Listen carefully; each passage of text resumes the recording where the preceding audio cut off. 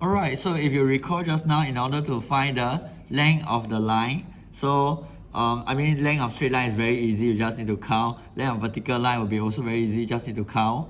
Alright, so for example, if this is 2 to 4, then the length will be just 2. Alright, if this is 1 to 3, then the length will also be just 2. Okay, 2 units, because there's no units given, they never say meter or cm.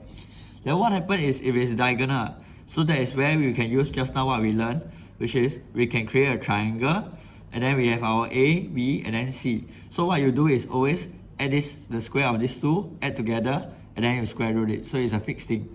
So let's try how to apply this. So here we go, length of AB, so this is length of AB. So you can see that the horizontal length is just 3 units. There's no vertical slope up, so it's 0. So therefore the length is just 3. Okay, 3 units. Then the next one we have this length BC, so you can see BC here. So the horizontal length, there's no horizontal length, so it's 0, it didn't go across. Then the vertical length is actually 1, 2, 3, 4, so it's 4. Alright, so by right you're actually supposed to look at the number lah. So from 0 to 4, so that's why it's 4. Because sometimes the square, each square may represent more than 1. So therefore the length will be just 4. Okay, for the purpose of this practice, right, everything is just 1, so it's very easy, just count. Alright, if it's 10 or something, then you have to count it as 10. So it depends on the reference. Next one for CD. So we have a line here. So same thing, you just need to see whether what is the across and what is the horizontal. So the horizontal is actually just 2, the vertical is just 2. So here you have 2 and 2. And then we can just use our Pythagoras formula, so we will actually square root the sum of the square of the two shorter sides. So it's always like that, right? So like a square plus b square, so that's what you get. Then later you have to square root it.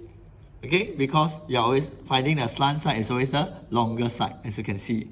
So the next one we have is DE. This one you can just type in your calculator and you'll get your answer square root 8, 2.83. Alright. Then the next one we have line DE, so here we go. So DE is here, so you can just count. So the horizontal is 1, vertical is 4.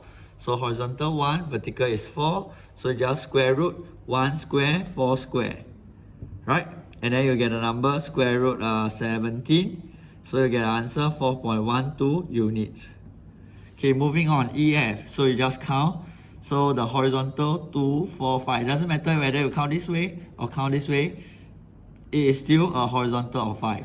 So 5 and 1. So horizontal 5, vertical 1. So there you go. So 5 square and 1 square. So that will give you 26. So you get 5.10. Okay, then we have FG here. So same thing. So FG, take note is this point or not. Okay, then there are 3 across and 1 downwards. So it's 3, 1. So just square root 3 square, 1 square. Square root 10, 3.16. Then for GH will be 1 and 4. So 1 and 4. So 1 square, 4 square. So you see it's always just like that. Then you just type in calculator. Okay, and then we come to the last one, which is CH. So C where is C? C is here, H is here. So all together across is 6. Right? 1, 2, 3, 4, 5, 6. And then 2. So it'll be 6 and 2. Then you just like that.